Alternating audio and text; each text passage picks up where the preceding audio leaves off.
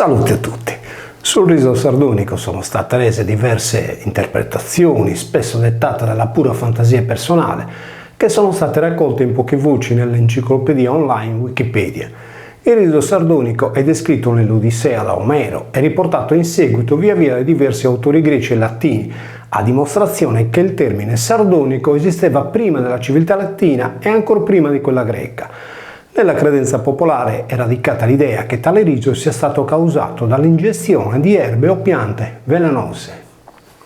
A riguardo Pausania sostiene che in Sardegna non esistono animali velenosi, ma vi è un'erba micidiale in forma di appio che cresce vicino alle fonti e quelli che la mangiano muoiono ridendo, da cui è venuto fuori il detto riso sardonico. La tesi di Pausania è inverosimile, poiché i sardi conoscono da millenni le erbe commestibili e mai potrebbero cagionarsi da sé e si stessi la morte consumandone una velenosa. Anche Sallustio dà credito a questa versione e specifica che un tipo di erba nociva si chiama proprio sardo, da cui riso sardonico. Zenodoto riferisce che i cartaginesi di stanza in Sardegna sacrificavano gli uomini sopra i 70 anni, somministrando loro una bevanda contenente un'erba velenosa. Anche questo genere di racconti hanno alimentato la leggenda secondo cui i sardi, come gli spartani per i fanciulli deformi, si liberassero degli uomini quando ormai non erano più autosufficienti, uccidendoli o gettandoli da una rupe. Eustazio descrive poi l'effetto di questa erba, che portando alla contrazione dei muscoli facciali fa battere i denti, generando il riso sardonico. In realtà i sardi conoscevano queste erbe velenose fin dall'antichità e le utilizzavano a scopi talvolta produttivi, come nel caso della pesca di Frodo con l'euforbia, in sardo detta lua, luva o luba, avvelenando per il tempo necessario le pozze d'acqua o pogios per far salire i pesci in superficie. Tali pratiche erano però vietate dalla legge, come dimostra il capo 85 pubblicato da Leonora d'Arborea nella Carta di Lugo. Oltre alle euforbe, altre piante, tra cui la ferula, finocchio selvatico, sono state considerate velenose e quindi collegate al riso sardonico. Il riso e il pianto sono comandati da emozioni contrastanti del nostro organismo, ma anche dalla nostra cultura. A seconda del tempo e del luogo, la risata è stata considerata quando positiva, quando negativa. Il riso è opera del demonio, grida George Dalburgo, nel romanzo di Umberto Eco Il nome della rosa. Seguendo poi a dire, le commedie sono state scritte dai pagani per muovere gli spettatori al riso, e male fecero, perché Gesù non raccontò mai commedie. Poi riprendendo Eustazio chiude, il riso sardonico deforma gli lineamenti del viso. Nello stesso romanzo Guglielmo da Baskerville risponde a George, io credo che il riso sia una buona medicina per curare gli umori, quale la malinconia. Nella stessa opinione era Plauto, il quale, interpretando Mirrina, sostiene per gli dei non ho mai riso tanto, ho paura che non mi capiterà più un'occasione del genere. Di parere opposto si mostrava Tibulo, secondo cui il riso si deforma su una bocca che mente. Non si può fare a meno di ridere e io risi quando dentro di me vidi un ubriaco barcollando sulla strada, confessa Varrone. Il riso a denti stretti era proprio di una cultura che considerava la risata aperta un segno di debolezza. A tale proposito sermoneggia Orazio. Chi cerca le risa smodate della gente per essere detto spiritoso, questa è l'anima nera da cui tu, romano, devi guardarti. Quanto sia difficile far ridere lo dimostra Plinio con un esempio empirico. Il neonato piange dal primo istante della nascita, mentre per sorridere gli occorrono 40 giorni di vita.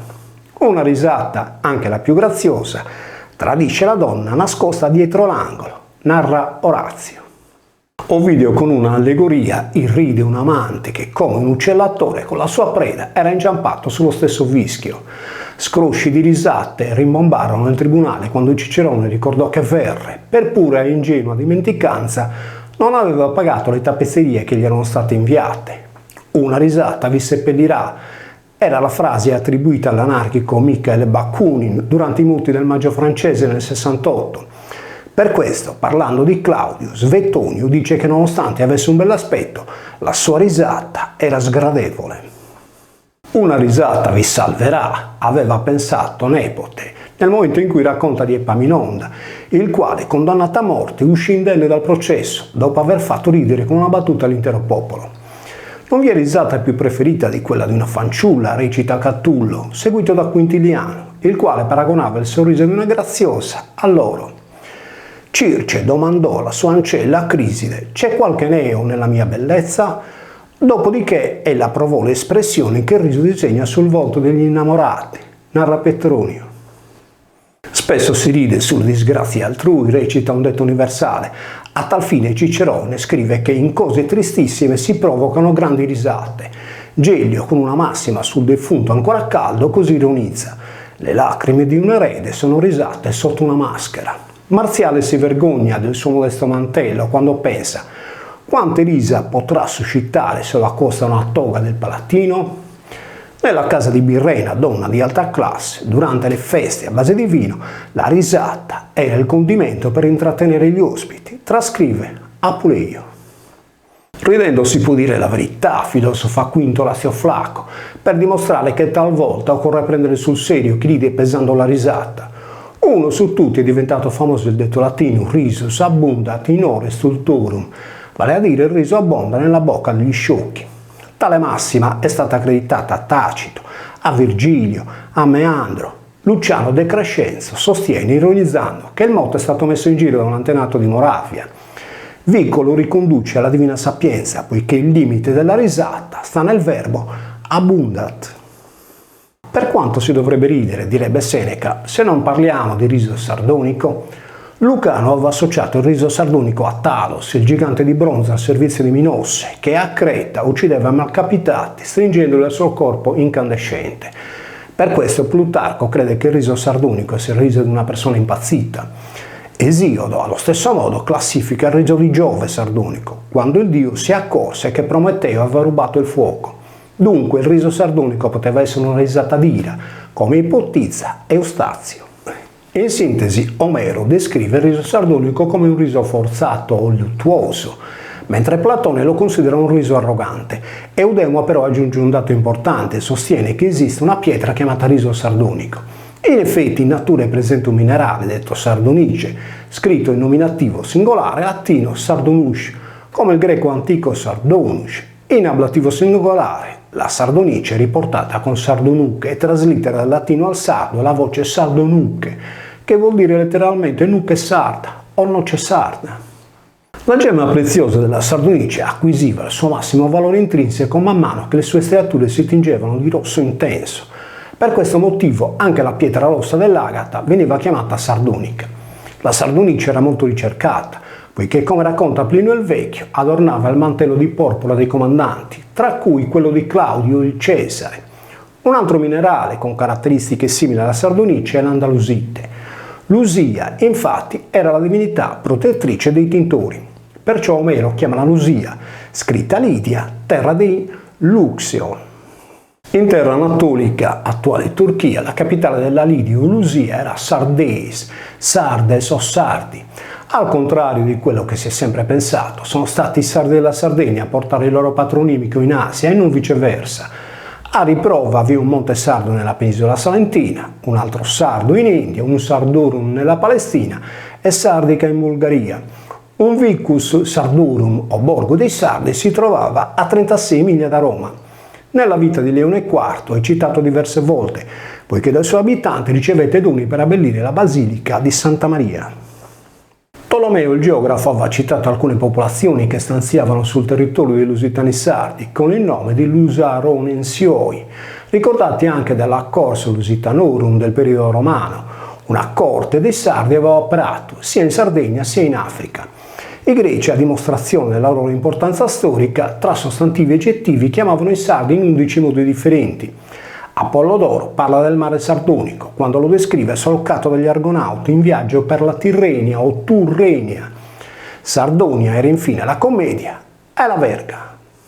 Il lusso in latino luxus indicava il benessere, identificato con salussia, il silos del grano. Vi è una stretta correlazione tra sardo e lusio, dal momento che entrambi i patronimici si rifanno al colore rosso-porpora, come quello delle terre intorno a Sardara, eruttate dal vulcano ancora incandescente di Monreale. Sardara era la città storica di Lusia, corrotta in lesa, e le acque lusitane, quelle attualmente chiamate di Santa Maria Isaquas. Sarda rapportava in sé sia il coronimo della Lusia, sia il toponimo della Sardese asiatica.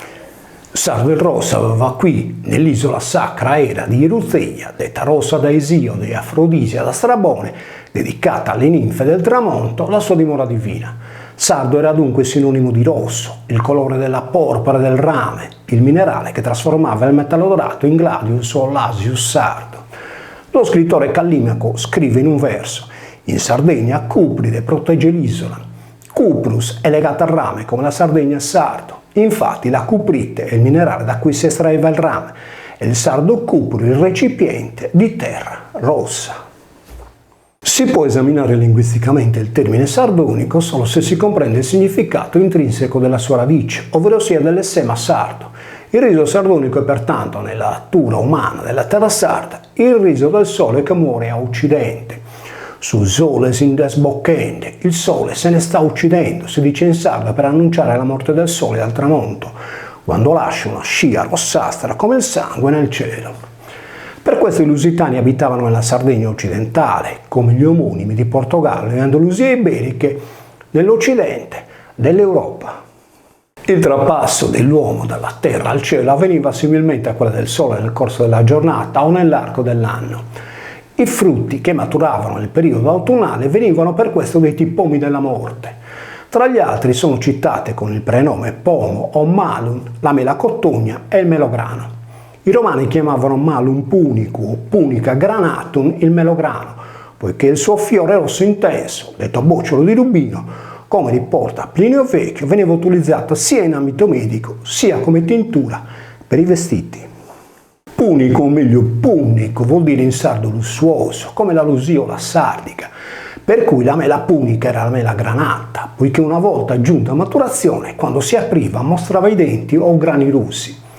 Nel giorno dei santi o dei morti, i ragazzini andavano in giro per le case a chiedere qualcosa, ricevendo pane, mandorle, nocciole o melograni. Quando Erasmo scrive con riso sardonico riderete, riprende un detto sardo che recita: saredata si zaccata e parte mostrando i dentes, il melograno si spacca e pare mostrare i denti. L'allegoria di ingiurare a qualcuno di fare la fine del melograno maturo è presente in ogni paese, luogo o città della Sardegna. Nella zona centro-settentrionale dell'isola è famoso il detto: su riso dessa mela grenada vettas, chi de canta risitus escrevata, il riso del melograno tu faccia, che di quanto al riso si è crepata. Nel centro-sud Sardegna invece è nota la frase: il riso dessa renada vazzas, arruta in terra e squartarada, il riso del melograno tu faccia, caduta in terra e crepata. O anche sagonca che sembra la granata, la testa come il melograno. È chiaro che il riso sardonico era una metafora o una figura retorica volta a creare un effetto dirompente. Nella risata del melograno è facile capire il significato intrinseco della vita, che giunta a maturazione apre le fauci, mostra i denti e non può più richiuderli. Il termine sardonico era riferito sia a sardo, abitante della Sardegna, sia al colore rosso. Come il sole alla sera e il melograno maturo, i sardi antichi tingevano in vita il mantello di porpora e in morte con l'ocra rossa le loro domus deianas dopo la sepoltura. Saludos a tutti.